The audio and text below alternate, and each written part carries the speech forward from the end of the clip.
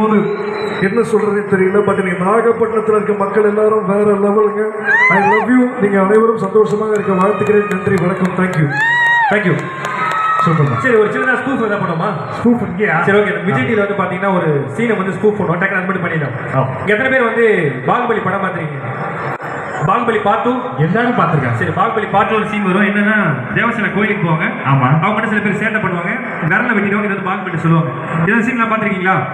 இது வந்து 25 நிமிஷத்துல, சாரி 25 செகண்ட்ல ஸ்கூப் பண்ணுறோம். ஓகே, யார் பாகுபலி? தம்பி நான் பண்றேன். அப்படியா? எல்லாருமே சென்னையில் எனக்கு பாகுபலி பிரபாஸ் தான் கூடுவாங்க. பரவாயில்ல, ஆர்பி அப்பாஸ் மாதிரி நீங்க பண்ணுங்க.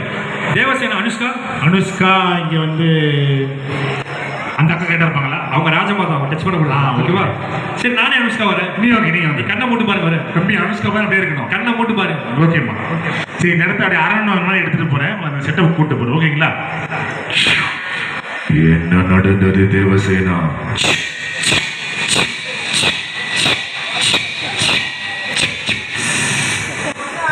டவுட் இருக்கா? இருங்க கேட்கிறேன். அனுஷ்கா மாதிரி வந்தீங்க, ஓகே. அது என்ன வரும்போது சலங்கை சத்தமா?